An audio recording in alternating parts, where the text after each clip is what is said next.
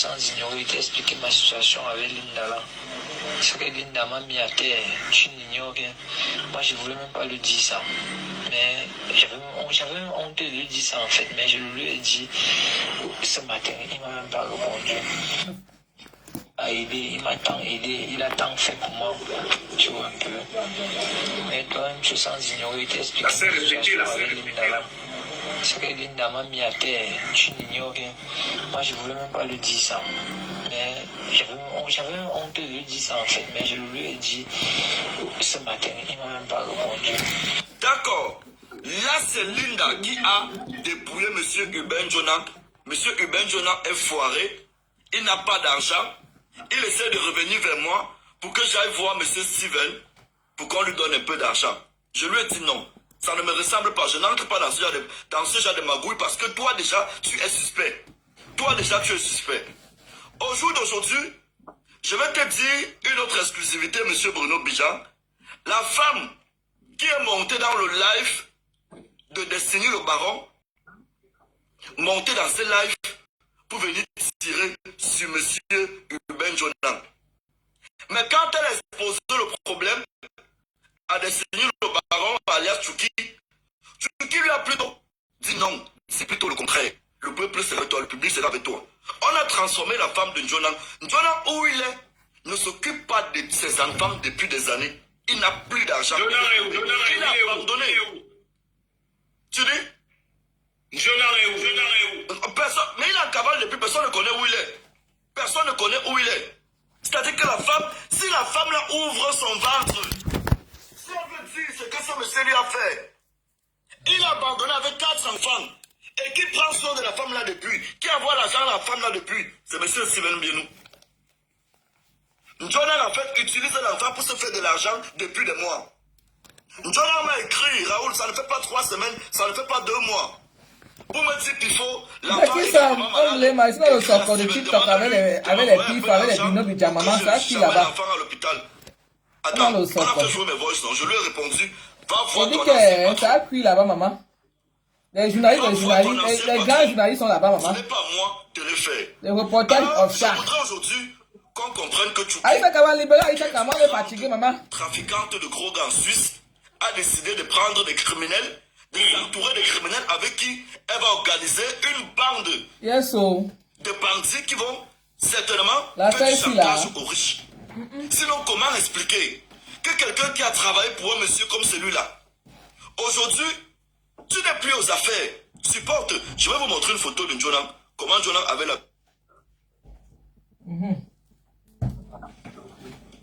Jonah aujourd'hui n'a plus d'argent, il ne touche plus les centaines de millions. Jonah veut mourir, il veut tuer un bien nous parce qu'on l'a retiré aux affaires. Voilà Uben Jonah, voilà son travail qu'il faisait. Il est où là? Ça c'est la photo qui a été prise où? Ça c'est la photo qui a été filmée. C'est Jonah qui s'est filmé avec l'argent. La photo s'est retrouvée chez Zumento. Ça c'est Uben Jonah avec les sous. C'est avec ça qu'il a dit. C'est l'argent de qui? Avec l'argent de qui? C'est l'argent de M. Steven Bienou, bien sûr. Bien sûr. Comment on ne va pas vouloir tuer le gars sur Cap? Mais cette image, c'est Jonah qui la voit en yeux à l'époque. Est-ce que tu comprends? Voilà le travail de Jonah. Maintenant, je vais te faire voir quelque chose. Jonah avait le commandant Koulou. Je suis désolé, je ne sais pas qui est le commandant Koulou. Mais là, on est à l'ère de la restitution de la vérité. Jonah avait le commandant Koulou et son grand frère qui est au Canada ont organisé, c'est-à-dire une séance de délivrance. L'affaire d'Aïcha Skamwasi. Les révélations offshore. Ils sont allés voir Marabout pour faire les lavages. Et le Marabout en question. Même mes téléphones ne viennent même pas ici, là, maman. Il a commencé à faire les incantations sur Jonah. Et dit que. Le grand frère de Jonah a envoyé les images au commandant Koulou. Aïcha Skamwasi, qui est qui, maman? Avec un monsieur Bienou, comme quoi. La pouteline à qui est qui? Jonah sacrifiait les bœufs dans les rues et aujourd'hui. Ah ouais, la fameuse image des bœufs qu'on a vue chez la baronne de Banga. Voilà. Et aujourd'hui, il souffre. Attendez, je vous montre. Moi, j'ai ma nuit, ça va. Ils sont au travail. Je ne sais pas si on va me censurer. Ouais. Rose m'appelle là aussi. Rose, ils sont au Soko, maman, pardon. Rose, ma fille. Ouais, mais il y a monsieur au Soko. Oh. Ils sont au Soko. Oh. Ils sont au Soko d'abord. Ils t'appellent après. Tu es là, tu ne te laves pas. Voilà, Urbain Jonah sur le marabout. C'est le commandant Koulou qui envoie les images à M. Mbienou. Il fait au soccer, ma soeur. Regardez ça. Tu restes tranquille, Steven. Pardon, ne me vends pas. C'est un montage de maladie. Kidingolais. On appelle Kidingolais. Aïcha Kama, qui a écrit, maman?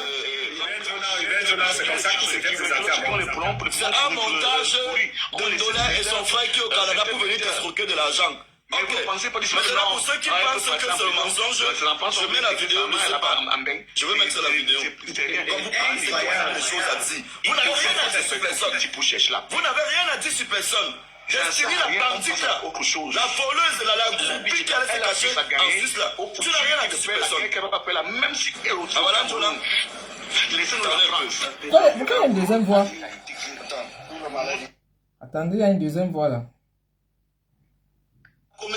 La comédie de film à l'époque avec les Tagnes. Regardez. Tournez bien le téléphone, on ne voit pas la malédiction. On peut bloquer. Il faut qu'il incline. Il faut incliner. Voilà son bangala dehors. Il faut incliner, sinon on va bloquer le live. Bon, il faut incliner parce que c'est bon, arrête. C'est bon, frère. Arrête ça, lève ça, pardon. Bandit comme ça. Vous avez voulu regarder les bandits. C'est bon, on a vu. C'est bon. Steven. Il dit Steven, écoute bien, tu n'écoutes même pas. Il dit Steven. C'est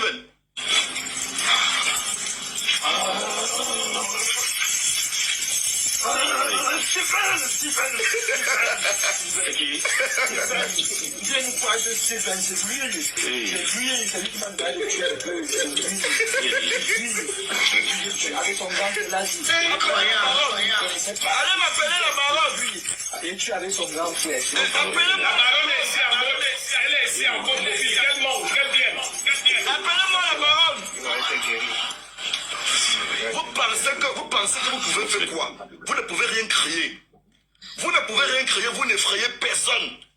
Je dis bien personne. Alors, là, je vous ai présenté M. Urbain Jonah, qui passe par tous les voies et recours pour arnaquer de l'argent à M. Mbienou depuis de nombreuses années, et qui passe par un chantage agressif.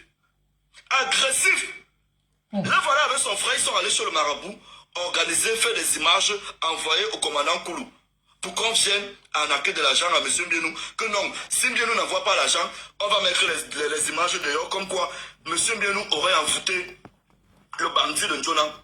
Là, c'est l'étape de Jonah. Mesdames, Mesdemoiselles et Messieurs, sans transition, je vous amène maintenant et tout de suite à la rencontre du plus grand bandit de la jeunesse camerounaise, qui a arnaqué près de 50 millions en Mbienou et a fui pour aller se réfugier en Angleterre.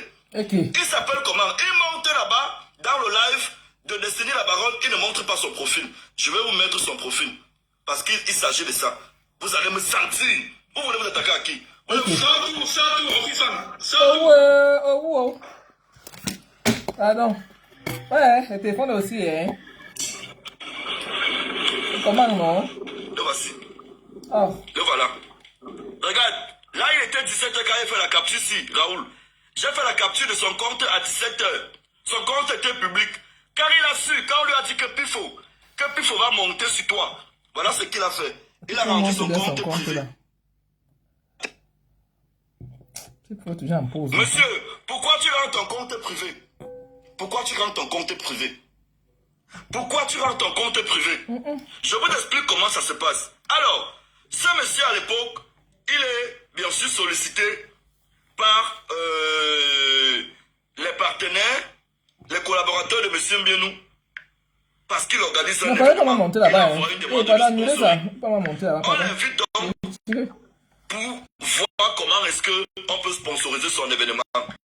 Quand il arrive, Bruno, on lui a donné 20 millions de sponsoring. Ce même monsieur est présenté par les TikTokers depuis près de 2 ans comme un bandit parce que tous les gens qui organisent les événements, ils donnent les trucs, tu vois les chèques cadeaux là. Il fait les chèques cadeaux aux gens, 500 000, 1 million, mais personne n'a jamais reçu son argent. Personne n'a jamais reçu son argent. Alors, je vais vous dire comment ça se passe. Quand le gars voit qu'on lui a donné 20 millions de sponsoring facilement, Bruno, il comprend que non, là c'est une niche à argent, il faut que j'aille de l'autre côté taper mes schémas. Le gars crée une page TikTok et un compte Snapchat où matin, midi, soir, il allume M. Mbienou. Il a fait croire aux gens sur le compte Snapchat que M. Mbienou entretenait une relation avec Melissa Amougou. Attends, je vous montre. En tout cas. Pardon, mon frère. Pardon. Non. Vous voulez me retenir pourquoi? Non, parce que, mon frère. Raoul, Vous voulez me retenir pourquoi? Robinson. Non. Parce que là, tu veux déjà faire des choses évidentes. Robinson. Je crois qu'il faut qu'on reste dans un cadre. Ah voilà ce qu'il avait posté à l'époque. C'est lui qui postait ça. Voilà ce qu'il avait posté à l'époque. Ah voilà ce qu'il avait posté à l'époque. Et il fait le chantage avec M. Mbienou par le compte Snapchat là. Écoutez bien ce qui se passe. Voilà la première capture. Il a fait croire aux gens que M. Mbienou sortait avec Melissa Amougou. Deuxième capture.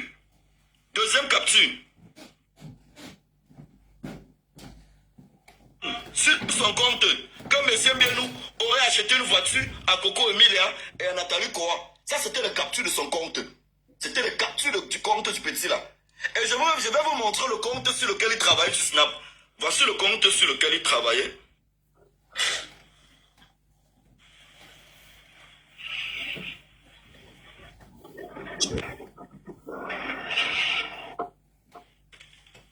Voilà le compte sur lequel il travaille. Ça, c'était son compte. Ça s'appelait, ou c'était Soko 237 et autres.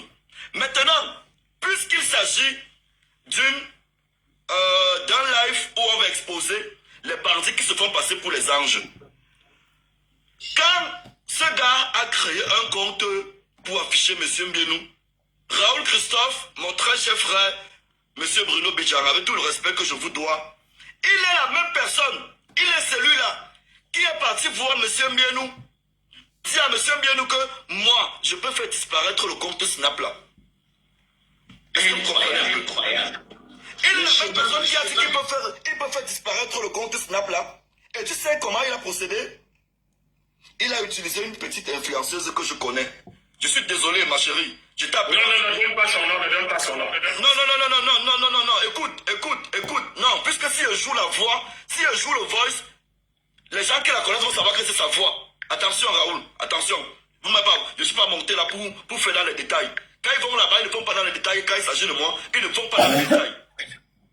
Il a utilisé à l'époque une petite fille avec qui il travaillait. Sa secrétaire Africa Créa. Parce qu'il avait un événement qui s'appelait Africa Créa. Je vais vous montrer la petite fille là. Ah. Ma petite qui t'a appelée en journée. Je suis désolé. Parce que vous n'assumez pas souvent cette chose. Tu es incapable de monter dans les lives, dire que non, j'ai été exploité par ce monsieur. Voilà la petite fille avec qui il travaillait. Voilà son événement. Attends, je retire d'abord le fond là. Attends, je retire le fond. Vous allez me sentir. Ok. Vous êtes malade dans votre tête. Vous êtes fous. Ils vont te répondre tout à l'heure. Vous êtes des cons. Regarde, ils n'ont rien à dire. Ils ont dit comme quoi ils ont des choses à dire sur M. Mbienou. Ils n'ont rien à dire. Attends un peu. La petite fille s'appelle Cynthia Simo. Ça fait ça. Cynthia Simo, c'est une TikTokeuse. Mais regarde ce qui se passe. Ce qui se passe, c'est qu'il a utilisé Cynthia Simo. Il a exploité Cynthia Simo. Il donnait le téléphone à Cynthia. Il disait ceci. Dis seulement comme ça, dis seulement comme ça, dis seulement comme ça. La petite fille ne savait même pas à qui elle faisait le voice. Voilà, je vais vous montrer d'abord. La petite fille travaille. Elle dit ici qu'elle travaille pour Afrique Créa. Attends un peu.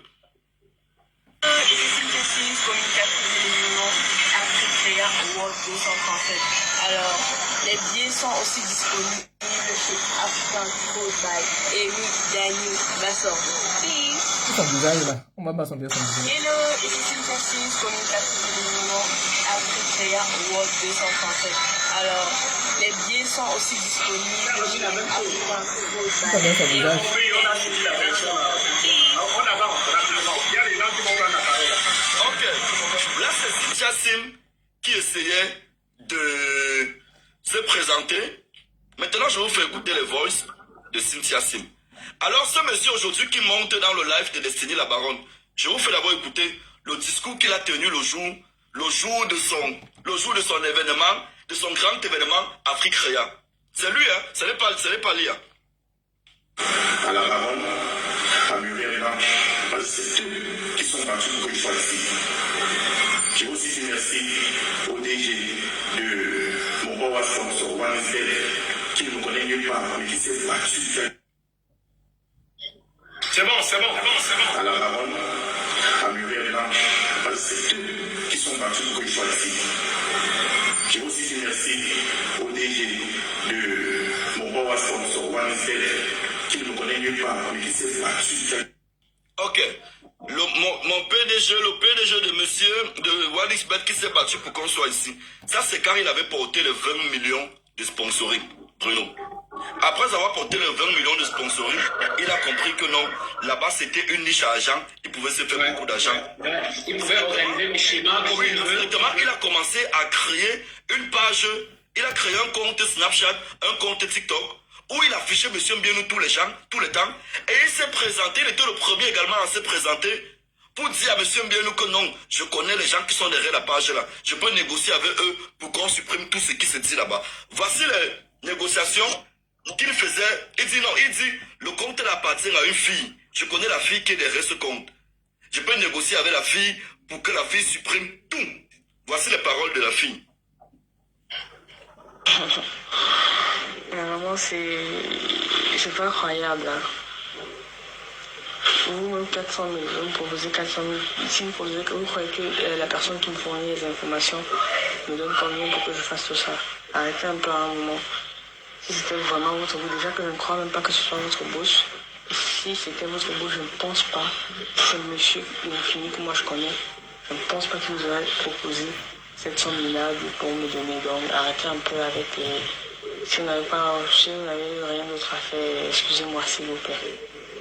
Et la somme minable dont tu parles, c'est quoi? Non, on a commencé à lui proposer 400 000, non, on te propose 400 000 et autres et tout. Elle dit là, 400 000 c'est une somme minable. Elle était pilotée par Alonso. Ça veut dire, Alonso lui disait seulement, dis ceci. Ok, prochain voice. Bon, ce qu'on va faire, hein, parce que je ne veux pas forcément, parce que même s'il tient vraiment à son image, comme vous le dites, il devrait vraiment mettre là-bas, mais à l'autre haute, parce que c'est carrément une campagne qui est lancée.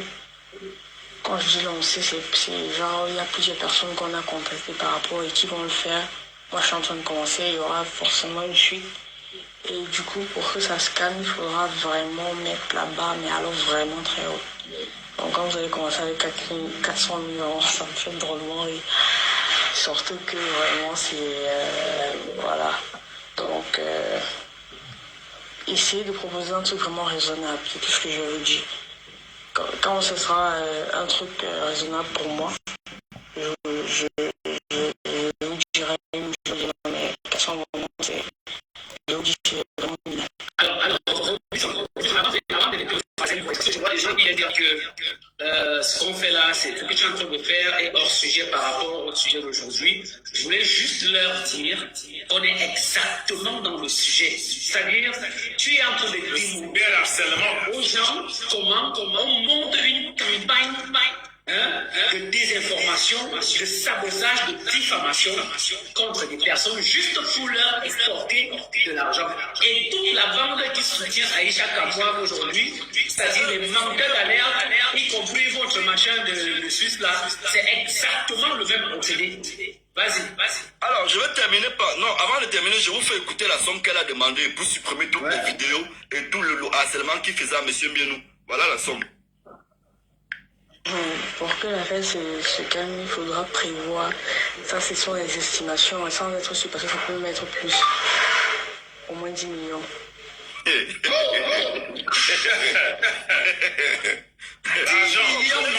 Vous comprenez que on est au cœur d'un harcèlement. C'est la mafia. C'est la mafia. Ce n'est pas le harcèlement, c'est la mafia. Oui. On est au cœur d'une mafia terrible. Mais vous, ils partent chez Tchouki là-bas. Ils partent chez Tchouki le baron. pour tirer. Vous n'avez pas honte. Vous n'avez pas honte. Il faut. Attends, avant de continuer, Raoul, quand j'ai contacté la fille, quand je lui ai dit que ma petite soeur, je te connais, tu es ma petite soeur, Cynthia Simo. Cynthia Simo, tu es ma petite soeur. Quand j'ai contacté Cynthia, j'ai dit fais attention.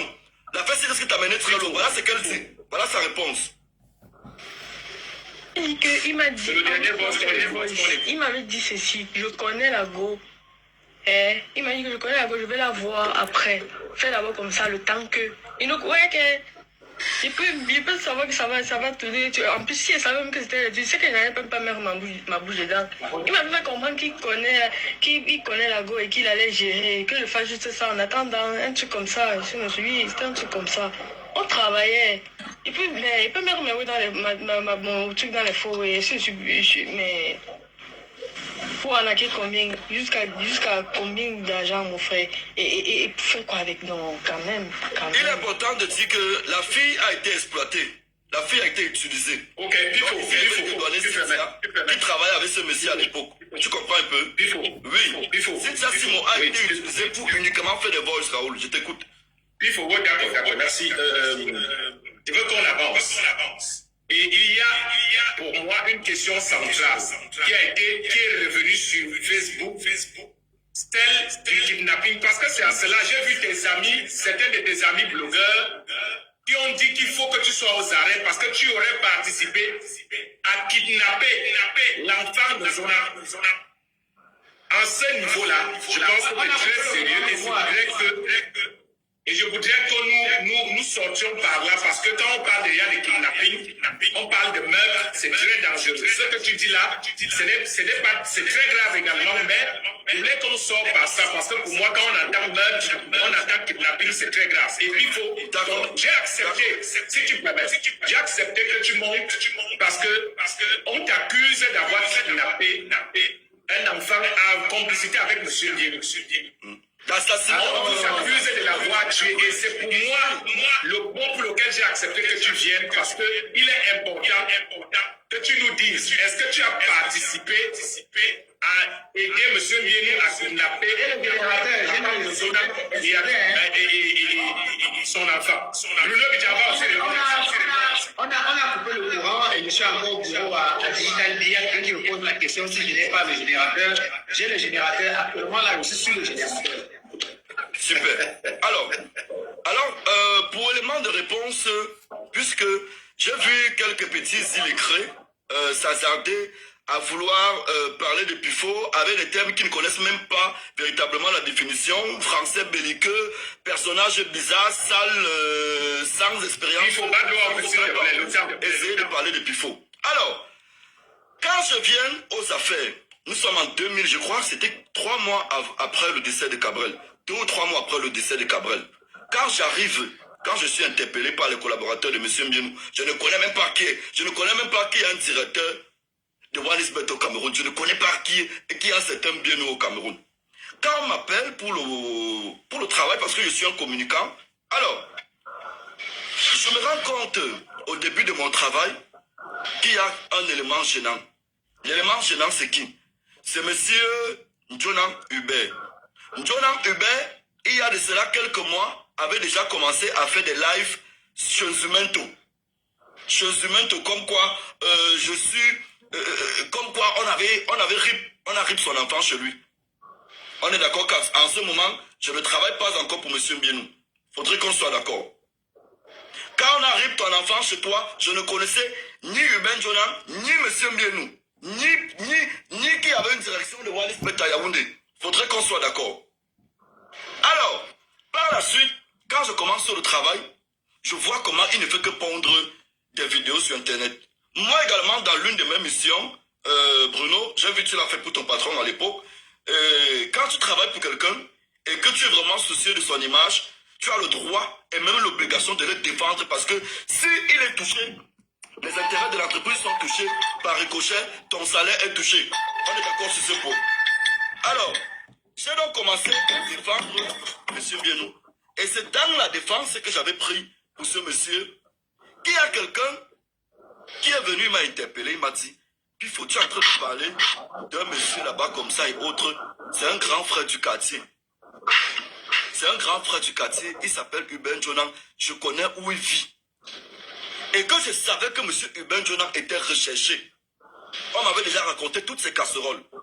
On m'avait déjà raconté tout ce qu'il avait commis comme gaffe autour de M. Mbienou et même à M. Mbienou. J'ai donc décidé, puisqu'il y avait un avis de recherche qui était sorti contre lui, d'aider les autorités administratives, comme tout le monde peut le faire dans tous les quartiers. Quand les autorités mènent une enquête, ils peuvent utiliser un fou. Parfois, quand il y a une enquête, on déguise quelqu'un en fou. On lui dit, va faire comme un fou dans tel quartier là-bas. Quand on a besoin d'informations, on utilise tout le monde.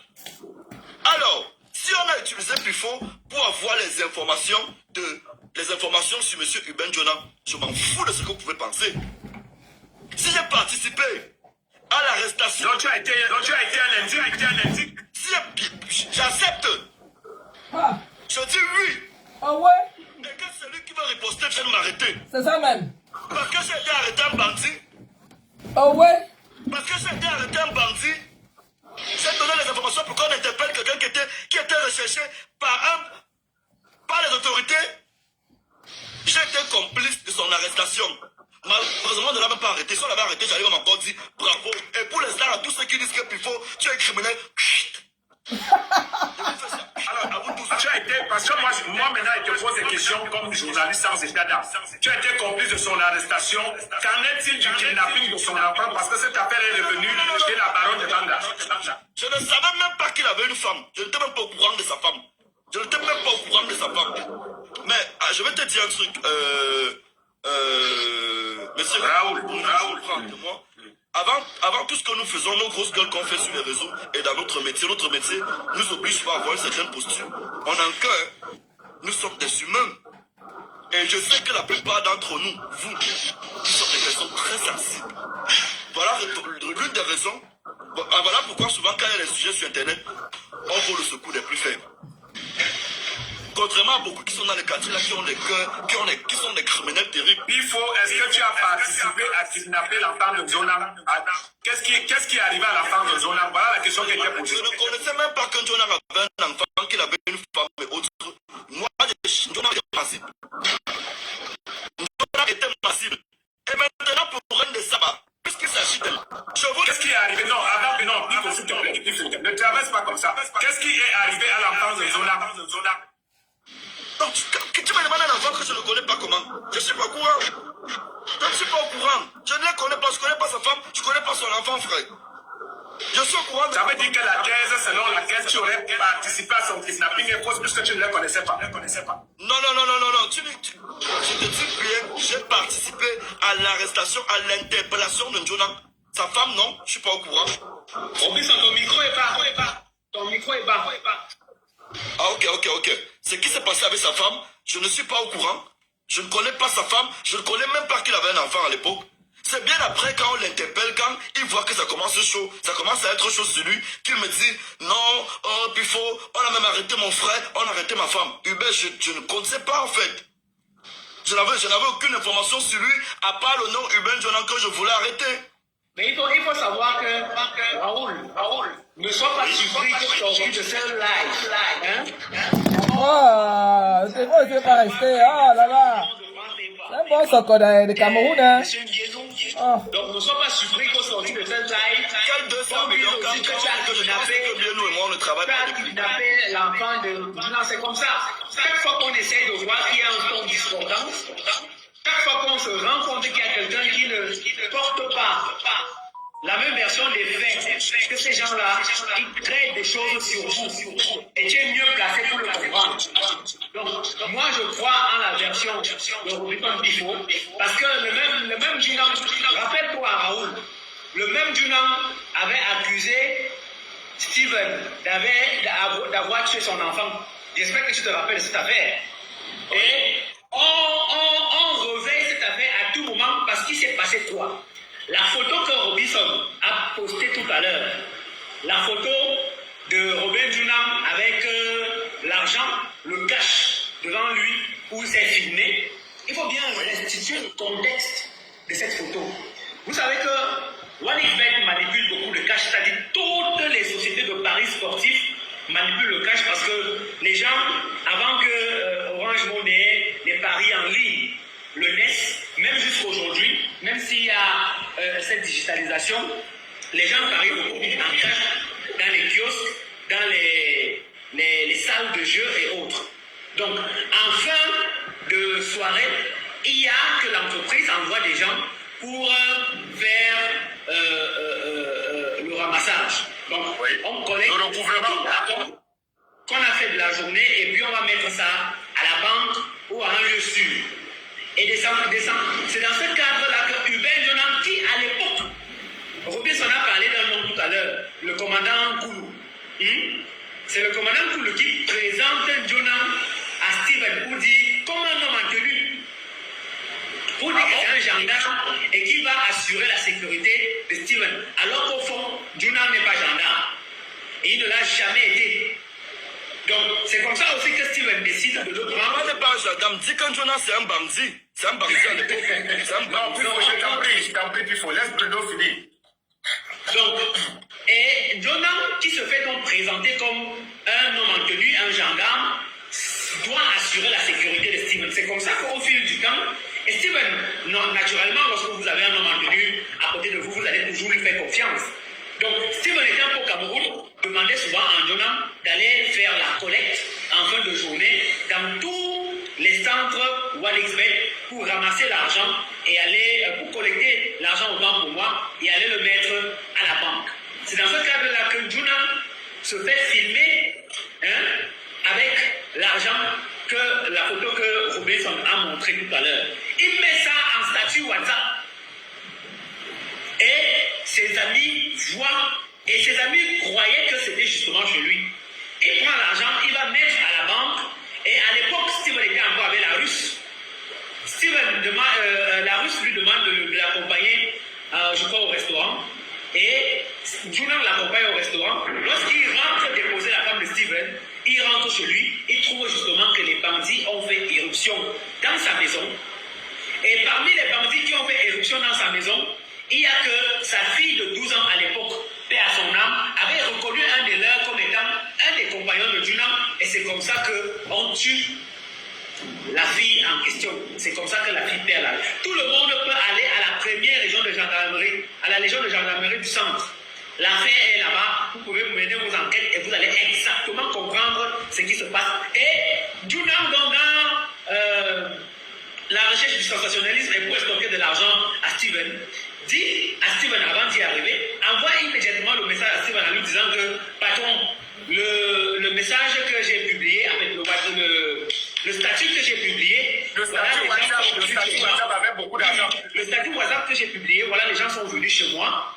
Ils sont venus, ils ont tué ma fille. Je vous demande qu'on se prépare parce que ces gens savent que vous avez beaucoup d'argent. Ils vont venir vers vous. Voilà le contexte dans lequel cette photo a été prise et la mort de la fille de Jonan qu'on accuse Steven aujourd'hui d'être l'auteur. Il fallait qu'on fasse cette précision pour que les gens comprennent qu'on est en face. On a en face des manipulateurs, des gens qui ont décidé d'estorquer de manière continue l'argent à ce jeune entrepreneur qui a décidé de soutenir tous les Camerounais à sa manière. Bruno Bidjan, tu dis qu'on peut vérifier toutes ces informations où? Les informations sur la médic. Je dis encore qu'on peut vérifier ces informations à la Légion de gendarmerie du centre. Parce que c'est elle qui a mené l'enquête. Et je veux même aller plus loin. Robinson a commencé tout à l'heure avec un narratif sur la femme de Jonan. Est-ce que tu sais est-ce que vous savez qu'il y a quelques jours, la femme de Jonan a écrit à Steven pour lui dire que Jonan avait abandonné ses enfants. Pour lui dire que Jonan avait abandonné ses enfants pour aller vivre avec les femmes et que son enfant devait subir une opération. Et que Steven lui a envoyé 300 000 francs CFA pour aller opérer l'enfant en question. Est-ce que vous le savez? Et comme plus tard, la femme est revenue lui dit à Steven que maintenant l'opération c'est compliqué, il faut qu'on évacue l'enfant en Europe et qu'il lui faut 5 millions. C'est-à-dire, imaginez-vous un collaborateur avec qui vous avez travaillé, qui vous a fait tout ce qu'on a cité là, qui s'enfuit, qui est en cavale, et sa femme vient vous écrire pour vous dire que votre collaborateur a abandonné sa femme et ses enfants, et que l'enfant est malade. je vais résoudre ce problème, vous envoyez l'argent. Mais Bruno, Jonas, c'est un criminel. C'est un criminel. Et la femme va vous dire dans un live, on nous dit que vous pouvez profiter de ce live pour vous faire de l'argent parce qu'actuellement, votre baron de machin là a organisé un PayPal pour soutenir la femme en question. Alors du PayPal, tout ce qu'elle fait aujourd'hui est monétisé. Sa page est monétisée. Regardez le live. Nous tous sommes les lives. Les gens qui me posent la question si je n'étais pas, si j'étais là. Moi, je ne suis pas fort sur TikTok comme Robinson, mais j'ai toutes les conversations là. Oh là là, oh là là. Ah, J'ai toutes les conversations. J'ai toutes les conversations entre la femme de Junam. Comment elle accuse son mari d'avoir abandonné les enfants pour aller vivre avec des femmes. Comment elle accuse son mari d'être, voilà votre machin là. Votre machin, parce que moi je veux pas penser. Elle ne vaut pas la peine. Donc, voilà comment on a pour lui extorquer de l'argent. Alors lorsque vous avez en face de vous une bande de personnes qui n'a qu'un seul objectif, vous extorquez de l'argent, comment vous vous défendez? Je vous pose la question. Comment vous vous défendez? Vous êtes obligé d'utiliser les armes légales que vous avez entre vos mains. Moi, j'ai dit, je ne peux pas vous montrer les messages, les conversations, mais je vais les publier. On va les partager sur les réseaux sociaux pour que tout le monde puisse savoir ce qui se passe au fond de cette affaire. Accusez-nous de tout ce que vous voulez, dites tout ce que vous voulez, mais nous n'allons plus accepter que vous continuez de détruire les vies et que nous on fait comme si de rien n'était parce qu'on a trop peur de vous. On n'a pas peur de vous. attendez, j'ai agrandi un peu du gang là. Moi, je ne veux même pas entrer dans vos petites Mais manipulations. ça concerne chose qui à moi. Et on va mettre tout cela à la disposition du grand public pour que les gens sachent exactement ce qui se passe. D'accord. Alors, Pifo, je vais finir avec toi une dernière question. Raoul, s'il te plaît, attends un dernier petit détail. On demande qui a fait arrêter l'enfant de Junam avec sa femme pour la gendarmerie, parce que ça c'est aussi une question qui revient. Alors, il se passe quoi? Il se passe que quand Junam est en cavale, parce que on a émis, on lui a envoyé les convocations, il n'a pas déféré aux convocations. On a émis un mandat d'arrêt contre lui et le procureur a donné l'autorisation pour aller perquisitionner sa maison du fait qu'il ne s'était jamais présenté à la gendarmerie. C'est comme ça que quand le procureur émet le mandat de perquisition, les éléments de la gendarmerie descendent dans son domicile et trouvent son épouse. Et vous savez que lorsque vous n'êtes pas là, quand on doit perquisitionner la maison, après il y a une procédure qui suit parce qu'il faut faire les PV de perquisition. Il faut entendre les personnes qu'on a trouvées sur place et c'est dans ce cadre-là qu'on décide de le ramener sa femme au poste de gendarmerie pour aller l'entendre là-bas et pour signer le procès verbal de perquisition. La femme de Juna dit qu'elle ne peut pas aller seule, elle ne peut pas laisser son bébé. Allons donc, mais pour le moment nous avons posé un certain nombre d'actes, vous devez signer. Et vous savez que quand on va arrêter quelqu'un, si vous êtes en cavale, on va faire pression sur un de vos proches. Ça peut être votre épouse, ça peut être votre frère, ça peut être votre mère, ça peut être. C'est comme ça que la femme reste en garde à vue à la gendarmerie pendant 2 jours. Au moment où on fait dans le compte rendu au plaignant, qui est Steven Bienou, on lui dit qu'il y a la femme qui est gardée à vue avec son bébé. Steven dit que mais c'est comment? Comment vous gardez une femme avec son bébé? S'il vous plaît, libérez le bébé. On dit, ok, on peut libérer la femme et son bébé, mais il faut que la femme paye la caution. C'est Steven qui envoie l'argent pour payer la caution pour que la femme de Juna sorte de la garde à vue et rentre chez elle. Ça dit pour vous dire à quel point cette affaire est allée trop loin avec la manipulation. Les gens vont toujours nous poser la question, est-ce que vous étiez là? Parce qu'ils croient qu'ils passent le temps à leur dire n'importe quoi, à n'importe quoi sur les réseaux sociaux. Voilà la vérité des faits et voilà comment la femme de Juna s'est retrouvée gardée à vue pendant 2 jours avec son épouse. Et vous pouvez aller vous-même vérifier ce dont on parle. La Légion de gendarmerie. Et puis, après ce live, dès demain matin, nous allons mettre toutes les captures d'écran à la disposition du grand public pour que tout le monde puisse consulter la vérité de ce que subit M. Ndionou et son épouse du harcèlement cybernétique dont on parle. Cybernétique. Alors, monsieur, on va finir avec Pifo et on va ouvrir l'antenne. La UNES va gérer ça. Pifo, est-ce que monsieur Ndionou paye les blogueurs pour parler de lui et son épouse? Toi, tu es ami de tous les blogueurs de Yaoundé, Douala, et je sais ça. Alors, je te pose cette question parce que j'ai décidé de modérer et d'être impartial. Est-ce que tu as déjà été témoin? Est-ce que tu as pris de l'argent pour donner aux blogueurs pour faire les atalakou à Steven Ndionou et à sa femme Muriel Blanche pour poser leur vie et eau? Dis-nous la vérité, Pifo. Mais si j'ai déjà un jour payé un blogueur pour qu'il parle du couple Ndionou, qu'il sorte le contrat. Le contrat que j'ai eu, c'est un contrat personnel, un contrat individuel. Pas un contrat pour venir payer les enfants des gens, non. Montrez-moi qu'un seul blogueur vient vous montrer un contrat de travail qu'il a eu avec Pifo. Pour parler en bien de la famille Ndionou. Je dis, un seul blogueur, un contrat écrit, qui vous sorte une preuve, une conversation. Là, vous allez tirer sur moi. Je vais me rendre à la police, à la gendarmerie et même au cimetière. Si vous voulez. Je dis bien, si un seul blogueur vous montre une conversation de négociation, que machin et autres, voilà le contrat, tu vas percevoir 200 000 avec mon entreprise de Pifo. Hey, je me rends au cimetière, à la morgue, à la police, à la gendarmerie au même moment. Alors pourquoi c'est un contrat unique? Toi qui connais les blogueurs, pourquoi tous les blogueurs, la majorité... Bruno, si tu permets, Raoul, c'est fini avec la question. faire passer un message à nos... Oui, tu vas faire passer ton message. Non, tu vas faire passer ton message. J'ai pas fini.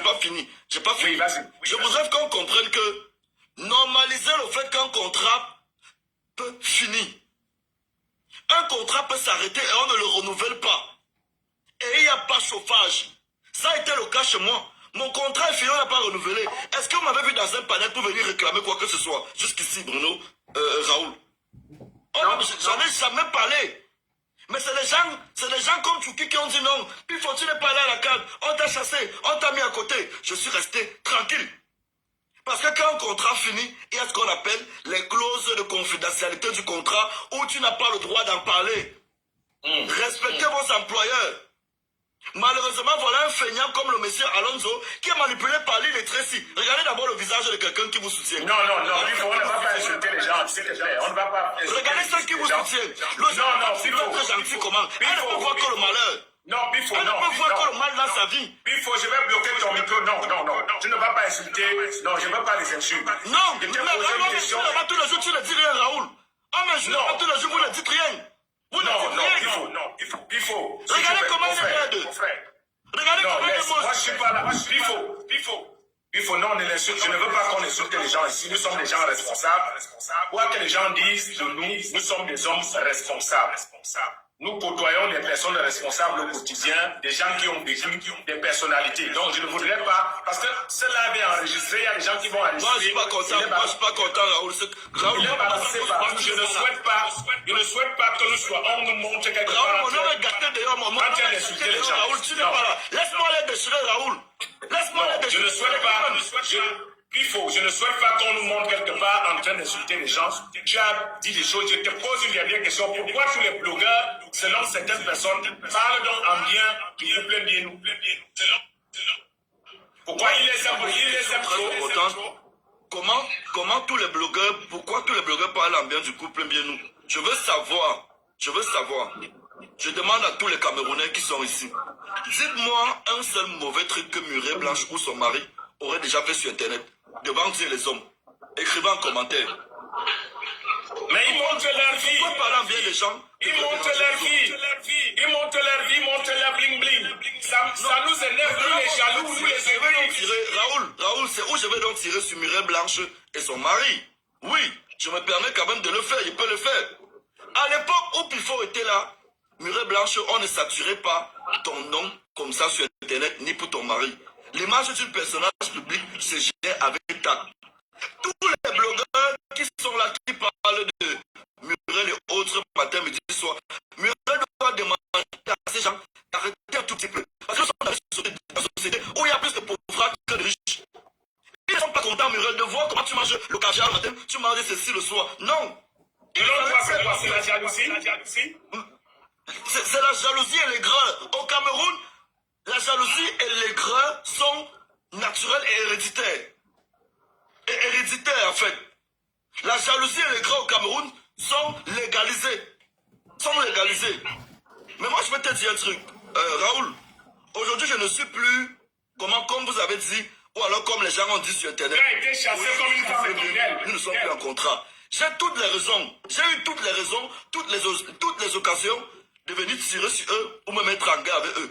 L'arrestation d'Aïcha a été pour moi le meilleur prétexte de venir régler mes comptes. Mais non, on ne nous a pas éduqués comme ça. Pourquoi tu voulais comme ça? Est-ce que tu aurais eu une raison de régler tes comptes avec le couple Mbienou dans la mesure où ton contrat avec eux est fini, le contrat que tu dis avoir eu avec eux est fini? Est-ce que tu aurais eu cette raison? Parce que beaucoup de gens là font cela. Est-ce que toi tu aurais eu cette raison?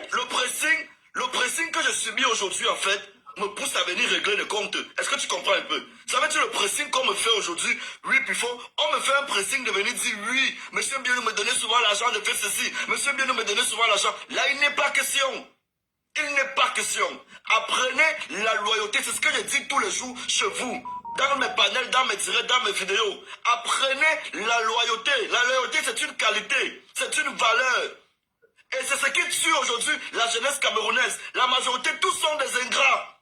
Monsieur, il s'appelle comment? Monsieur Iben Jonan, tu as mangé dans le plat de monsieur Mbienou hier. Aujourd'hui, comment c'est toi qui veux le sacrifier? Alonso, tu es aujourd'hui en Angleterre, c'est l'argent de Mbienou qui t'amène là-bas. Ta petite Yaris que tu avais au Cameroun, c'est l'argent de Mbienou. Aujourd'hui, tu veux le sacrifier. Mais je vais te dire aussi une autre vérité, Raoul. Je ne suis pas content que ma soeur Aïcha soit où elle est aujourd'hui. Et je vais te dire, Raoul Bruno, tout le monde savait que Aïcha sortait lundi. Mais on va revenir sur le cas Aïcha. On va finir avec le cas Aïcha. À la justice ne l'encourage pas. Raoul, oui. Et Robinson, pardon, une petite minute, parce que tout à l'heure, là, quand je parlais un peu du scénario de Djuna, les gens me demandent, vous avez quelle preuve, vous avez quoi?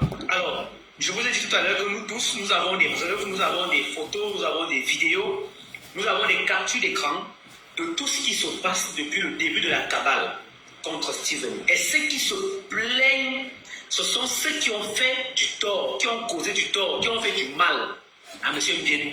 Alors, je vais vous faire regarder 2 ou 3 petites vidéos qui vont vous permettre de comprendre dans quel contexte, les braqueurs sont allés chez M. Ndjounam, qui les a envoyés, et qui il accuse, et à qui on a voulu faire porter le chapeau. Donc, je vais commencer par cette première vidéo. Ça, c'est M. Ndjounam lui-même qui parle. Oh ouais. Parce que les gens pensent qu'on vient perdre notre temps sur TikTok parce qu'on n'a rien à dire pour amuser la galerie. On n'est pas là pour amuser la galerie. Alors, je vais d'abord vous faire écouter cette première vidéo. Tu as envoyé des gars chez moi à Bruxelles, tu as envoyé des civils chez moi avec des armes, vandaliser ma maison.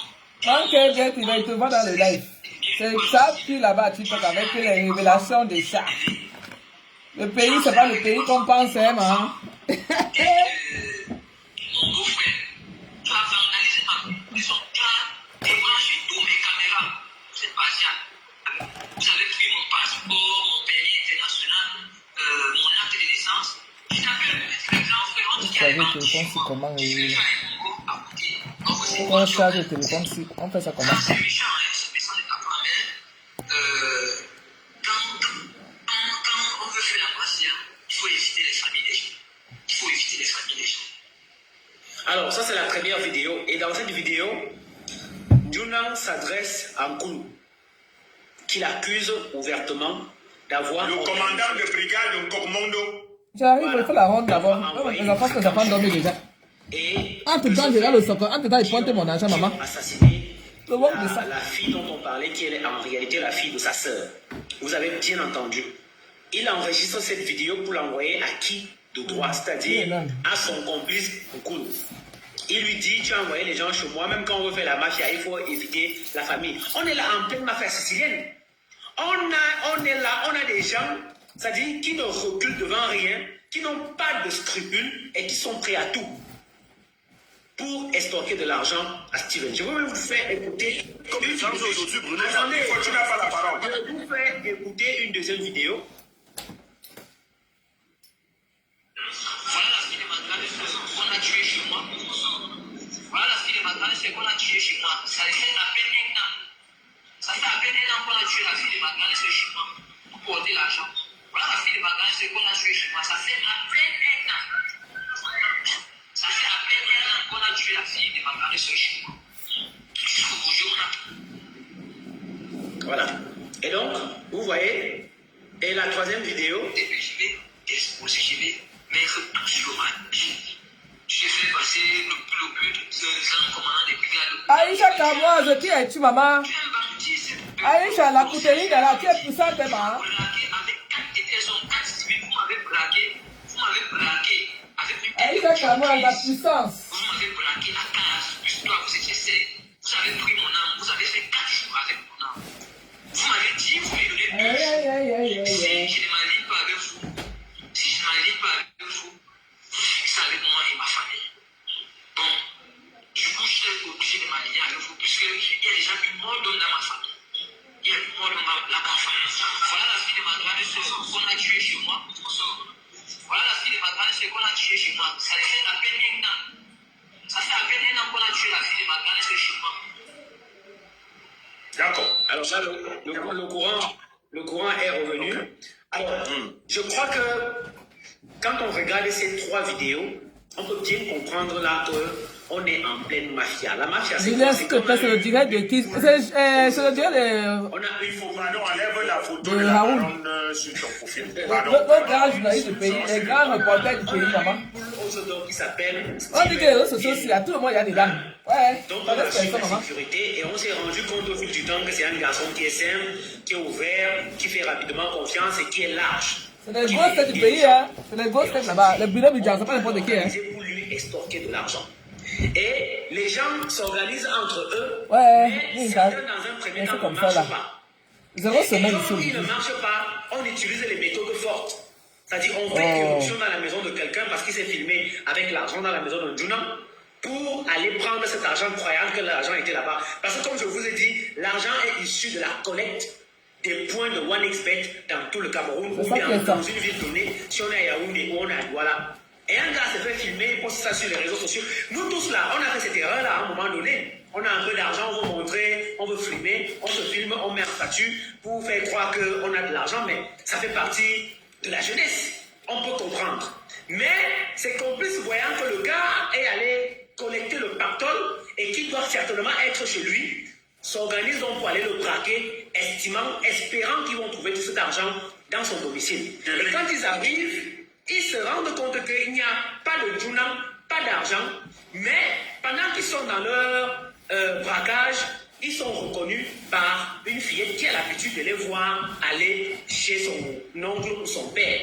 Et quand la fille les reconnaît, les gars vraiment en mafia abattent la fille et repartent pour que la fille ne parle pas.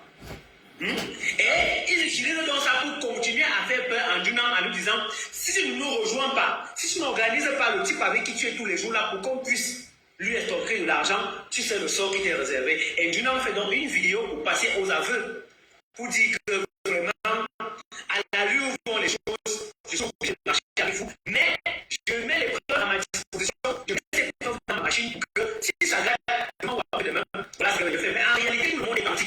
Que soit Nkoulou, c'est un bandit, Juna, c'est un bandit, et c'est pour cela que lorsque vous êtes un enfant de Dieu, les gens vont dire on fait la talakou, on s'en fout de ça. Moi, je préfère faire la talakou de Steven, parce que c'est un jeune qui compte pour notre pays. Moi, je préfère faire la talakou pour quelqu'un qui pense qu'il peut donner un peu aux orphelins, qui pense qu'il peut donner un peu aux veuves, qui pense qu'il peut donner un peu aux nécessiteux, pour avoir un peu de sourire, qui pense qu'il peut donner un peu d'emploi aux Camerounais que de défendre des personnes qui passent leur temps à détruire des vies. Je préfère encore qu'on me taxe de quelqu'un qui fait la talakou à Steven, et je l'assume. Et c'est pour cela que nous faisons ce direct, parce que nous estimons que dans notre pays, on ne peut pas détruire tous ceux qui essaient de lever la tête. Et ce sont des jeunes qui détruisent les autres jeunes. Parce qu'ils sont jaloux de voir que d'autres personnes réussissent leur vie. Qu'ils sont jaloux de voir qu'une fille peut partir d'hier dans la comédie, rencontrer quelqu'un qui a un peu et vivre son rêve. Ils sont jaloux parce qu'ils veulent que nous disparaissions tous, Raoul. C'est ça le rêve de ces gens qui se sont installés en Europe et qui pensent que tout ce qui vient du Cameroun ne doit être que bon pour la casse. Ils ne veulent pas voir qu'il y a des jeunes qui peuvent s'en sortir. Ils ne veulent pas voir qu'il y a des jeunes qui peuvent faire du business. Du vrai business et s'en sortir. Est-ce que c'est M. Steven qui a créé le Njambo, comme on l'appelle Papa Njambo? Est-ce que c'est lui qui a créé les jeux de hasard? Les jeux de hasard existent depuis que la terre est terre, comme on dit souvent. C'est un métier qui est aussi vieux que la prostitution, mon Dieu. Ça n'a pas commencé au Cameroun, dans tous les pays du monde. Le Njambo existe. Est-ce que c'est Steven qui l'a créé? Non. L'enfant a juste eu sa chance. Il vit son rêve. Il ne se contente pas de vivre seul. Il partage. Il n'est pas comme les menteurs d'alerte là. Que pour aider quelqu'un, les autres sont obligés de cotiser d'abord pour que lui aille faire les puits. Pour qu'il aille construire une salle de classe. Pour qu'il est obligé de faire le laitier. Pour aider. Et ce sont ces gens-là qu'on veut nous ériger comme modèle dans notre jeunesse. Non.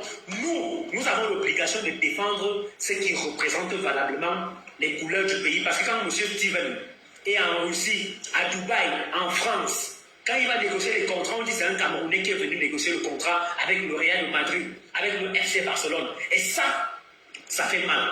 Ça, les gens n'aiment pas voir les gens heureux. Est-ce qu'on doit seulement continuer à montrer les mauvaises choses dans notre pays? Non! À un moment, quand même, il faut que, quand tu prends ton téléphone, tu vas mieux.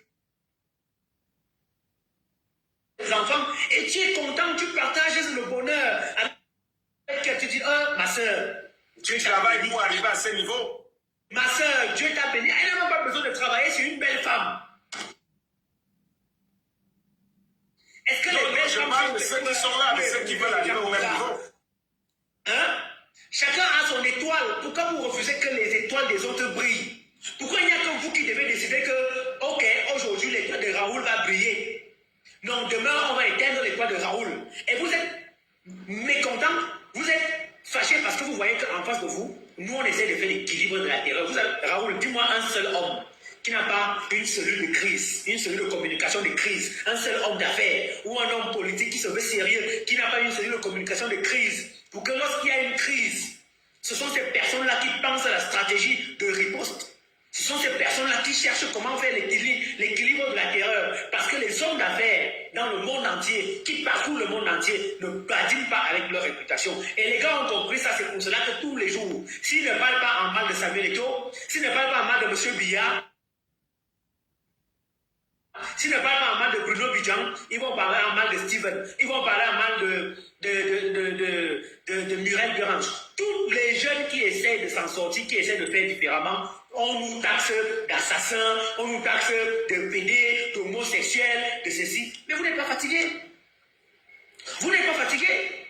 Pourquoi tous les jours, il faut toujours... Ça fait combien d'années qu'on lutte sur les réseaux sociaux pour les mêmes affaires avec les mêmes gens?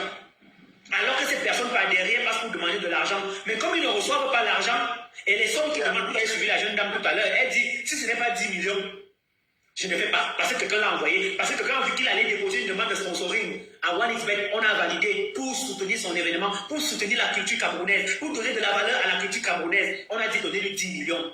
Il a vu qu'il a eu 10 millions facilement, il peut avoir plus. Mais comme il n'a pas eu, comme il croyait, il décide donc de faire le chantage. Voilà de quoi vivent tous les mendiants que vous voyez sur les réseaux sociaux là. Tout ce qui se passe pour des moralisateurs, c'est ça leur stratégie. Noircir pour par derrière aller demander de l'argent pour dire si tu veux qu'on arrête. Mais en fait, une fois que tu as accepté, tu vas vivre et subir ce chantage de manière continue. Le jour que je vais me fâcher, d'ailleurs, je vais publier ça dans mon livre.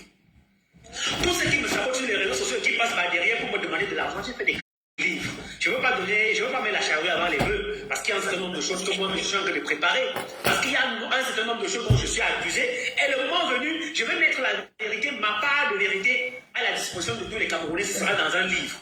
On dit que tel a dit ceci, mais comme j'ai refusé, voici les preuves. Il a laissé de me saboter, mais en réalité, je m'en fous. Merci. Moi, je m'en fous du sabotage, je m'en fous de ce que les gens disent de moi, mais je dis, vous n'allez pas détruire Ndiénou.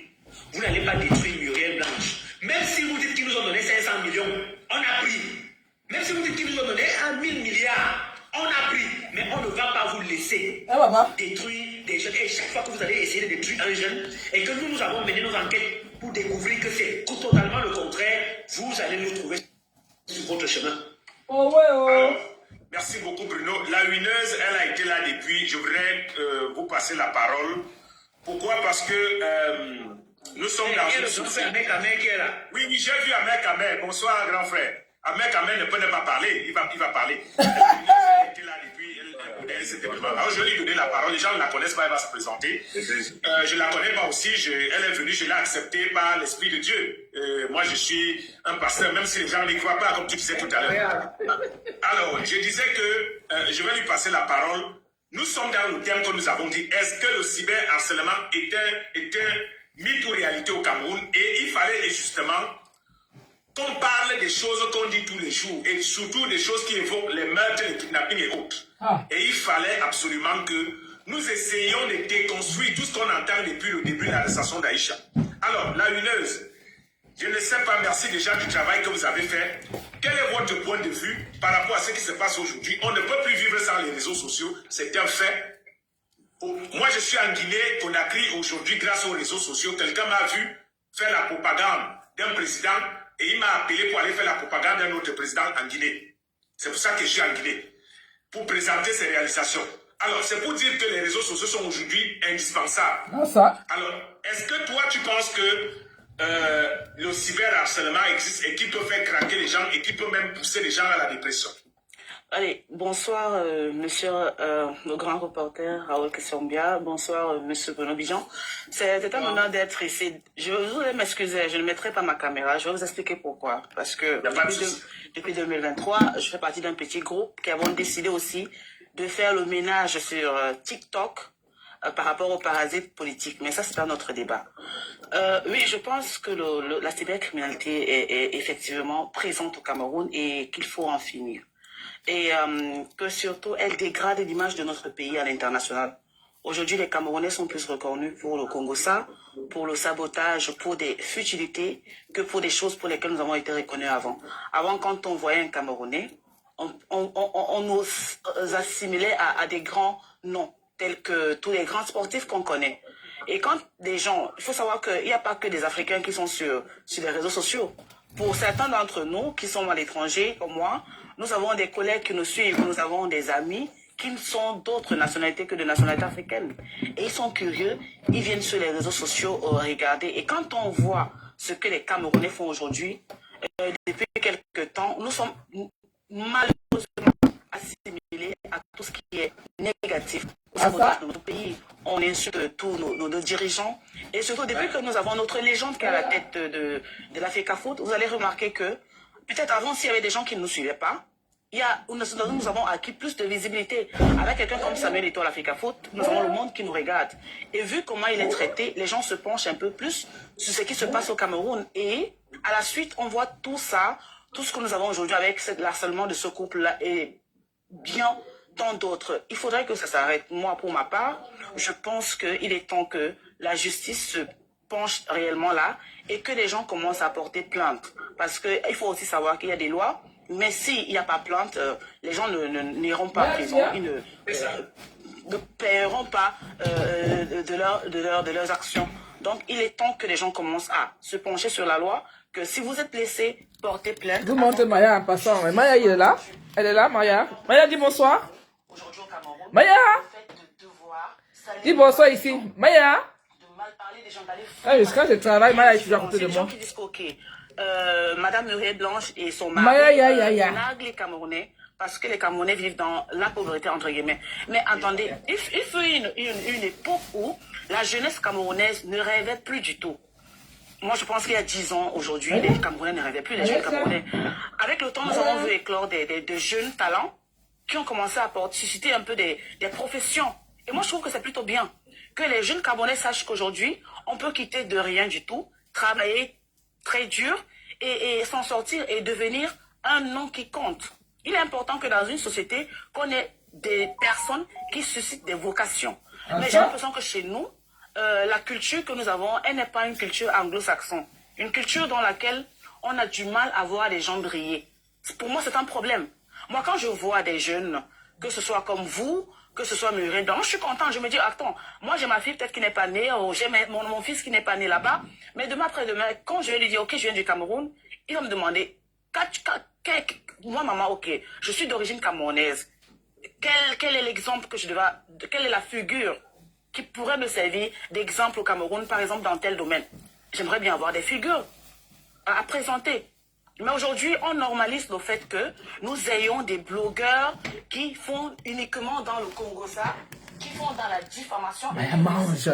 Et on nous érige ces personnes-là comme étant des exemples de société, des modèles de société. C'est un problème pour moi, pour ma part, c'est un problème. Et je trouve qu'il faudrait éradiquer ce phénomène-là le plus tôt possible parce que ça va de mal en pire. Ce que madame dit est tellement important et les gens comprendront peut-être un peu plus tard que c'est le sens de notre combat. Le sens de notre combat aujourd'hui est justement de permettre à ce que les gens comprennent qu'au Cameroun, il y a aussi du pont. Qu'au Cameroun, on peut construire une route, on s'en vante. Au Cameroun, on peut avoir un jeune homme d'affaires qui a eu sa chance ailleurs. Ce n'est même pas au Cameroun qu'il a eu la chance. Il a eu la chance ailleurs. Lorsque vous regardez le parcours de M. Bien, vous allez comprendre que c'est un parcours pratiquement d'un sans domicile fixe qui est parti de la Russie avec toutes les frustrations qu'il a subies, mais qui a cru en son travail, qui a cru en son talent et qui a compris que les nouvelles technologies de l'information et de la communication étaient aujourd'hui primordiales pour quelqu'un qui veut faire des affaires. Il a eu sa chance. Dieu lui a donné sa chance. Pourquoi est-ce qu'il ne devrait pas afficher cette chance-là? J'ai même vu des gens qui vont jusqu'à dire que s'il ne veut pas que les gens parlent de lui, qu'il disparaisse des réseaux sociaux. Vous connaissez des grands frères qui ont disparu des réseaux sociaux justement parce qu'ils ont voulu à un moment donné donner espoir. On a commencé à créer des choses sur eux, on a commencé à dire du n'importe quoi sur eux. Ils n'ont pas pu supporter, ils ont disparu des réseaux sociaux et préfèrent vivre leur vie cachée. Moi, je ne suis pas d'accord avec les gens qui disent que pour mieux vivre, il faut vivre caché. Dans les pays où ils sont cachés en Europe, là, est-ce que les gens se cachent là-bas? Pourquoi vous ne vous êtes jamais posé la question que l'actualité politique qui est brûlante, les influenceurs qui font du n'importe quoi dans les pays occidentaux, ces personnes qui y vivent n'ont jamais pris position pour condamner cela parce qu'ils savent qu'ils ne peuvent pas oser diffamer des personnes là-bas parce que la justice est plus rigoureuse sur la protection de l'individu dans les pays dans lesquels ils vivent. Ils ne peuvent même pas hasarder à le faire, sinon ils seront condamnés. Mais ils continuent de le faire au Cameroun pour polluer notre atmosphère, pour polluer l'environnement, pour faire croire que tout le monde est con, tout le monde est nul, les gens ne valent rien. Si vous réussissez, c'est parce que vous êtes dans les sectes, c'est parce que vous êtes dans les machines, dans les lobbies, et ainsi de suite, alors que c'est faux. Un gars comme Steven Bielou qui crée de la valeur ajoutée devrait faire notre fierté, on devrait le célébrer. Parce que lui, il a eu ce que Dieu lui a donné, il a décidé de ne pas manger seul. Il distribue autour. Vous connaissez le nombre d'artistes qu'il soutient au quotidien. Si les blogueurs aujourd'hui arrivent à arrondir leur fin de mois, les influenceurs et les influenceuses, c'est parce qu'ils ont un code OneXBet qui leur permet d'avoir 2, 3, 4 millions à la fin du mois. Quand les gens disent ça aux gens, on dit que non, c'est les femmes-là, alors que c'est la réalité. Quelqu'un organise son concert, il contribue. À la fin d'année, il va faire, à travers sa fondation, donner du sourire aux gens. Est-ce que vous savez ce que ça représente? Moi, au village, on m'a appris qu'on achète la bénédiction. Et ce monsieur achète la bénédiction. Et vous êtes surpris tous les jours qu'il soit davantage béni. Parce que ces personnes veulent un jour qu'on dise que soit il s'est séparé de Muriel Blanche, soit il a fait un accident, il est mort, soit on l'a arrêté. Nous, les jeunes Camerounais, attendons, est-ce que c'est normal? Et vous allez voir des gens qui, par haine, vont s'allier à cette logique tout simplement parce que eux, ils ont décidé de faire du mal. Mais tous les jours, je vois souvent celui de Valsero, de temps en temps, il publie sa fille. Il appelle sa fille sa crevette. Il est content de publier sa fille. À partir de ce moment-là, il est content, lui, de publier sa fille. Mais lui, il est mécontent de voir quelqu'un d'autre publier son enfant ou sa femme. Parce que le bonheur n'est que pour eux. D'autres personnes ne doivent pas aussi être dans le bonheur. Ils n'ont pas droit au bonheur. C'est eux qui décident que Ahmed Kamé va avoir au bonheur, va avoir droit au bonheur. Robertson Pifo va avoir droit au bonheur. Raoul va avoir droit au bonheur. C'est eux qui partagent les bons et les mauvais points. Et quand ils trouvent des gens en face d'eux qui ont décidé de faire aussi bloc ensemble pour apporter un son contraire, ils estiment qu'on a pris de l'argent. Oui, moi, si je parle et que j'ai bien parlé et que Steven décide de me donner l'argent, il m'appelle Tara, tu es où? Viens, envoie-moi ton riz. J'envoie, je prends ça avec fierté. Ah ça? Oh wow! Oh wow! Eux-mêmes là, ils ne font pas tout ce qu'ils font là pour rien. Il y a des gens qui sont derrière. Qui ne veut pas l'argent, maman? Oui, qui ne veut pas l'argent? Du chantage, l'argent après. On sait comment ça fonctionne, mais on s'en fout de ça parce que chacun a sa vie, chacun a choisi le droit de sa vie. Et Aïcha Kamoise, je vais sortir par là, Raoul. Amen, Kamer, Robinson. Aïcha Kamoise, le cas Aïcha Kamoise t'a servi d'exemple. Et vous savez pourquoi? Parce qu'il y a des personnes, ces personnes justement, qui sont cachées en Europe, qui pensent qu'elles peuvent tout dire sur le Cameroun, noircir le Cameroun, diffamer des individus comme ils veulent, au droit de la protection des droits de l'homme, revenir au Cameroun, se balader comme si de rien n'était et rentrer, continuer à faire la même besogne. Non, il faut que le cas Aïcha Kamoise envoie un message fort aux autres. Pour leur dire, vous pouvez dire tout ce que vous voulez tant que vous êtes en Europe. Mais le jour que vous allez mettre pied au Cameroun, si vous avez diffamé quelqu'un, si vous avez insulté quelqu'un, si vous avez insulté notre pays, vous devez payer. Vous devez subir les conséquences de vos actes. Et vous devez répondre devant la justice camerounaise. Il faut que les autres s'en tiennent à cela. Et nous devons justement faire la veille pour que tous ceux qui salissent l'image du Cameroun, tous ceux qui essayent de noircir les petites étoiles qui naissent au Cameroun, payent de leur prix parce que les gens ne peuvent pas se nourrir de la haine au quotidien. Et je vois des petits salauds qui applaudissent. Des gens qui supportent Aïcha Kamoise, qui passent matin, midi, soir à chacune de ces vidéos. C'est pour vous connaissez ce qu'on appelle la pression psychologique. C'est quand fait une vidéo contre vous, qui n'est pas vrai, en faisant des choses qui ne sont pas vraies, ça peut créer autour de vous. Si vous n'avez jamais suivi le harcèlement psychiatrique. Il y a une actrice, quand je suis en Côte d'Ivoire, qui en est décédée. Voilà. Les gens, quand vous n'avez jamais subi, je vais terminer définitivement par là, Raoul. J'ai un ami qui, une fois, on a dit des choses sur moi et cet ami a commencé à m'éviter. Et un jour, lui et moi, on se rencontre. Je lui dis, mais gars, je ne te vois plus. Il me dit que non, tu sais que Bruno, vraiment, tout ce qu'on dit sur toi, là, tu es peu fréquentable. Moi, je préférerais prendre les distances. J'ai dit, gars, si tu as pris les distances, moi, ça ne me dérange pas. Il n'y a pas de souci. C'est ta vie. Tu la gères comme il faut, mais j'ai voulu juste te le dire. Mais je te dis une seule chose. Tu crois à ce que les autres disent jusqu'à ce que tu, un jour, laisse-moi finir. Jusqu'à ce qu'un jour tu sois victime, ou alors qu'un membre de ton entourage soit victime. Est-ce que ça me fait 2 semaines, Raoul? Ce qu'on a fait sur le gars m'a appelé en pleurant. Il me dit, Bruno, je te respecte. Parce que ce que tu subis au quotidien, ce que ces gars sont en train de me faire, tu imagines, ils veulent dire ceci, ils disent cela, je ne connais pas. Il dit que ce n'est pas auprès de moi que tu dois te justifier, mon frère. Si c'est ton heure de bouffer la tontine. Et ce gars aujourd'hui est paralysé parce qu'il n'a pas supporté la pression. Vous ne pouvez pas savoir le nombre de personnes qui meurent, qui vont à l'hôpital, qui perdent leur vie, qui perdent leurs emplois, qui perdent leurs rêves. Juste parce qu'il y a une caste de petites personnes qui ont envahi les réseaux sociaux et qui ont décidé de faire du mal. Et ça, vous voulez que nous continuions à applaudir. Vous voulez que nous continuions à encourager cela. Et lorsque quelqu'un, pour une fois, prend ses responsabilités en menant cette affaire auprès des autorités judiciaires de notre pays, on estime que la personne en fait trop. Et que la personne demande que tu décides de ne plus parler de sa vie, de son couple, de ses activités. Les gens estiment que M. Ndiénou a trop fait. Il n'a pas le droit de ça. Vous voyez dans quelle société nous sommes? J'en ai terminé. Merci beaucoup, Bruno Bidjan. Vous ne partez pas, vous restez. On va passer la parole à Ahmed Kamer qui est un grand frère. Ahmed Kamer, je vais quand même te poser la question. J'ai pris ce rôle de modérateur pour essayer de me débarrasser de toute. Voilà. Même en guidant, on coupe aussi la lumière. Ça arrive partout. Nous sommes en Afrique.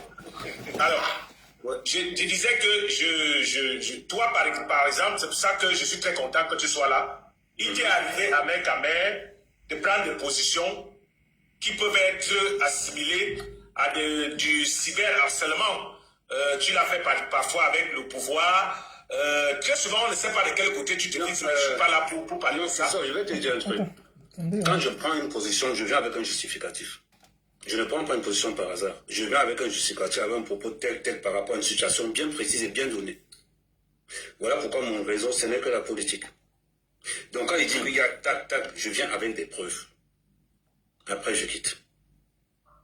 Maintenant, on revient pour le cas, pour être plus précis. Ce n'est pas tous les blogueurs. C'est spécialement les blogueurs qui sont en France, en Espagne et en Suisse. Parce que on a pris l'habitude de laisser les gens insulter. On n'est pas les premiers. On a vu des affaires. Ce n'est pas aujourd'hui que le cas se passe. On a vu des gens qui ont été accusés de Toch les Mouna, qui à la fin, il n'y avait rien.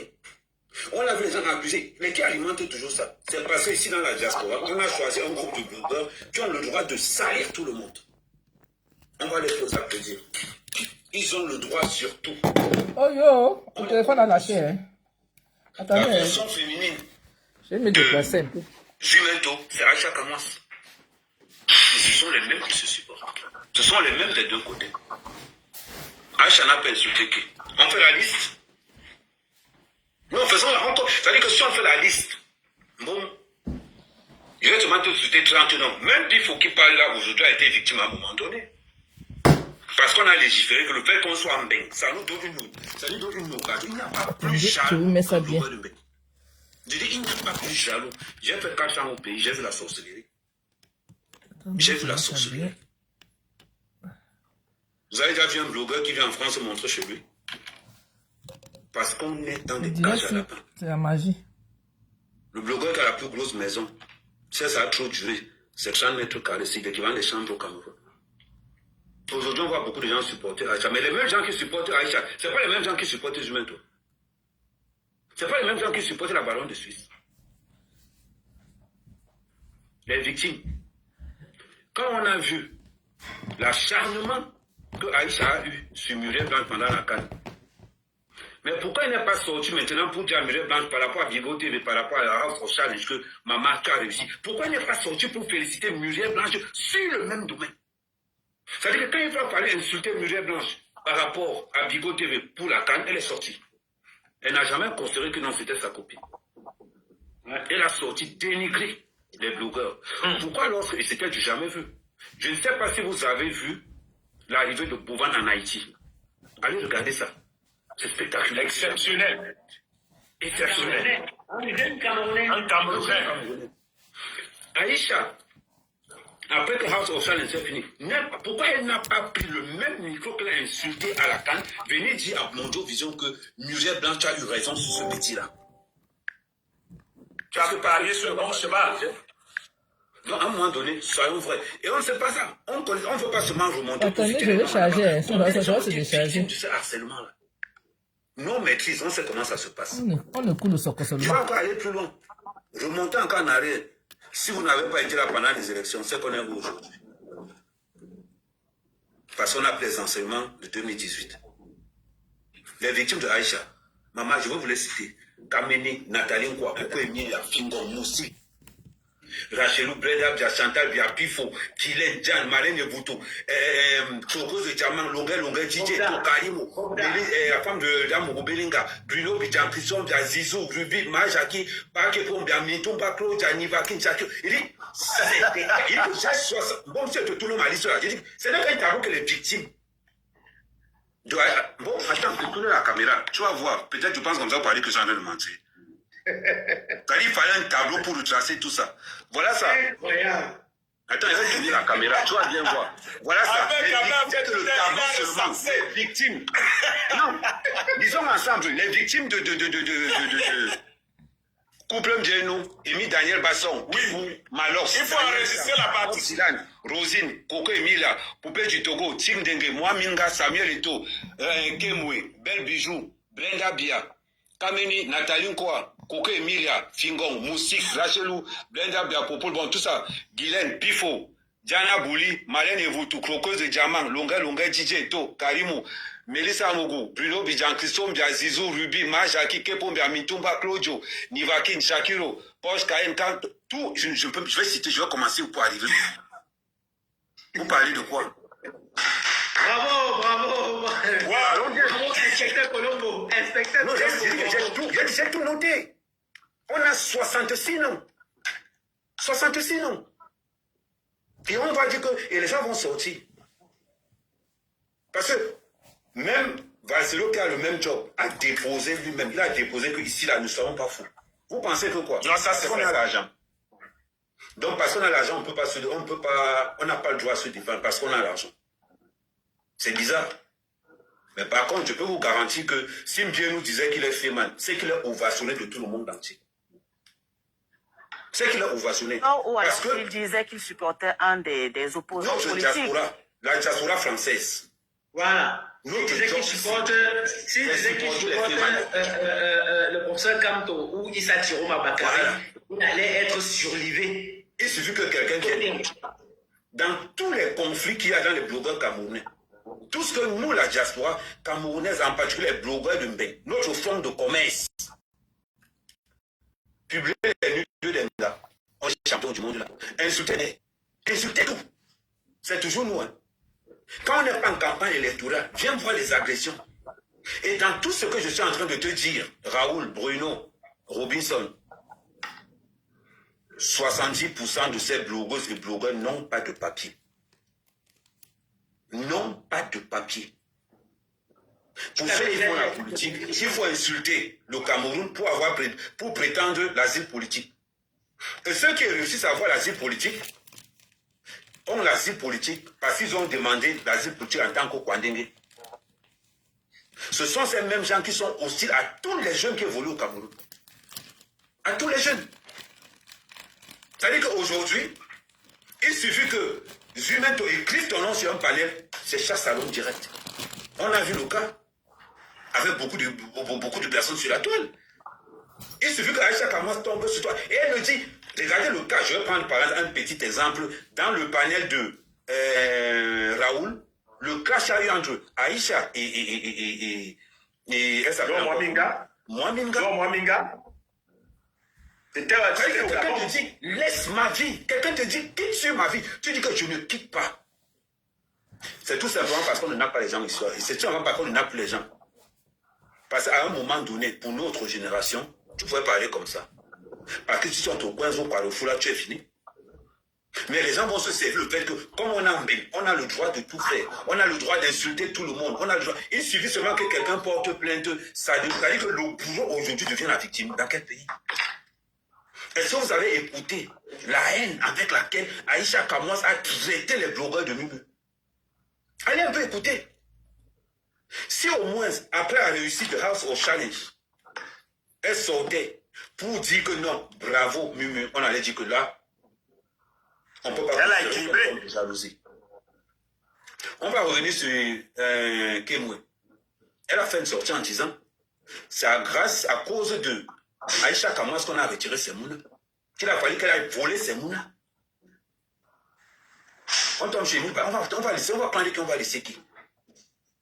Parce qu'elle a basé son fonds de commerce sur le Congossa et que la base casse a valu. Raoul, si tu permets, je vais dire un, deux trucs, si vous permettez, pardon, puis je vais partir. Non, là c'est fini. On va arrêter à minuit. On va arrêter à minuit. Et on la main sera 23h. Ou pendant qu'elle a Rwangata, elle sort trop fort.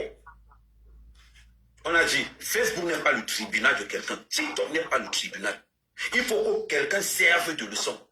Regardez comment on a maté tous les blogueurs ivoiriens. Aujourd'hui, tout le monde doit faire la même chose. Je confirme. Pour la Côte d'Ivoire. Nous, Camerounais, on a la même chose. Tous ceux qui sont blessés, 80% des blogueurs camerounais, surtout la diaspora, ne sont pas là à l'école. Non, aucune éducation. Ils sont quittés dans les sous-casiers. Si tu leur demandes que chacun présente son diplôme, on va voir que même le CEP, il n'y pas. Mais pour déporter la vie des gens, ils sont très forts.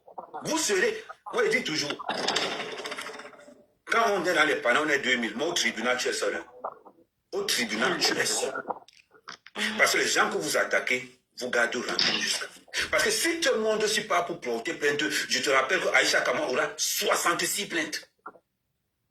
Elle va sortir comment? Enfin, chute alors, parce qu'il a dit qu'il coupe à minuit. Ok, oui, non, vas-y, puis il faut prendre la parole. Oui, ok, d'accord, non, il faut beaucoup parler aujourd'hui, puis tu permets qu'on donne la parole à Edson. Non, s'il te plaît. Je salue le grand frère DP qui est là, mais permettez-moi de conclure. Je vais rectifier un truc en fait. Alors, ce que je vais rectifier, c'est ce que j'ai dit tout à l'heure. C'était dans la colère et autres. Tout à l'heure, dans mes propos, Raoul, j'ai vu les gens me traitent d'indique, de complice et autres. Je veux rectifier quelque chose. J'ai participé à l'interpellation de quelqu'un qui s'appelle Uben Jonah, mais ça ne fait pas de moi un indique. Il faut qu'on soit clair sur ce point. Parce que je connais les Camerounais, ils vont prendre ça demain, aller manipuler, dire que Pifo est indique. Non. J'ai participé à l'interpellation de M. Uben Jonah. Et pour terminer, je vais dire ceci. Il y a le monsieur qu'on appelle Alonso là. Il est en train de préparer du sale à M. Mbienou avec un montage qu'il est parti faire. Un montage qu'il est parti faire comme pour venir montrer aux Camerounais que M. Mbienou entretiendrait une relation avec une certaine Mélissa Amougou. Il faut faire attention. Parce que voilà, voilà son coup qui est préparé le jour-ci. Mais c'est un menteur. Et alors, si tu sors avec cette vidéo, je vais venir te démontrer que tu es un menteur et que c'est un plus mensonge. Rien à dire. D'accord. Merci beaucoup. D'accord. Bon, Edith Lastar, rapidement, parce que... On va redistribuer 3 minutes, non, pour que les gens parlent. Oui, Edith, on donne la parole à Edith. Ok, bonsoir Bruno, bonsoir Raoul. Je suis très fière de vous. Je suis très contente. Désolée, hein, à certains niveaux, je peux parler en anglais, donc du coup, le Cameroun est bilingue. Donc, je suis déjà originaire du Nord-Ouest. J'ai quand même grandi à Douala, donc du coup, présentement au Canada. Donc, j'aimerais déjà dire merci. Et la raison pour laquelle je dis merci, parce que ça, c'est un domaine qui m'a tellement fait du mal, de voir que la communication ou les réseaux sociaux aujourd'hui dans le plateforme camerounaise est devenu autre chose. J'ai eu mal à prise de reprise, j'ai vu des choses, ça veut dire la vérité aujourd'hui était déformée et le mensonge devient énorme. C'est quelque chose que je ne comprends pas. À un moment, je suis arrivée ici au Canada et j'ai commencé à fonctionner comme ça, même communiquer comme Bruno l'a dit tout à l'heure, j'avais peur. Au niveau de travail, je faisais des grandes choses, mais je pourrais pas dire parce que dans ma tête, je me suis dit, non, au Cameroun, lorsque tu dis de bonnes choses, ça devient une attaque. On a commencé à me dire, non, ça fonctionne pas comme ça ici. Quand tu fais de bonnes choses, de belles choses, il faut dire. Donc, c'est juste pour dire que dans la continuation, j'aimerais apporter une observation. On constate aujourd'hui que certain nombre de propos pas le problème avec des Camerounais. Ce que je dis aujourd'hui, c'est que Bruno et Raoul, vous avez fait quelque chose pendant la période électorale que j'étais très fière de vous. Je vous le dis aujourd'hui parce qu'à plusieurs reprises, j'ai été boycottée par certaines personnes parce que je vous suis pas. Peut-être ma voix n'était pas élevée, on ne pourrait pas me voir. Mais je vous le dis parce que ce que je vois aujourd'hui, ça devient énorme. Les jeunes ne parviennent plus à avoir l'inspiration. Les jeunes ne sont plus créatifs, ils ne sont plus innovatifs. Les jeunes ne pensent plus au futur. Tous les jours, c'est le gouvernement qui a fait ça. Et un jeune qui n'a même pas été aidé par le gouvernement, qui apporte quelque chose pour vous aider, c'est toujours vous qui venons. Je dis désolé, hein, peut-être ma communication n'est pas très bonne parce que... Non, vous êtes très impliqué.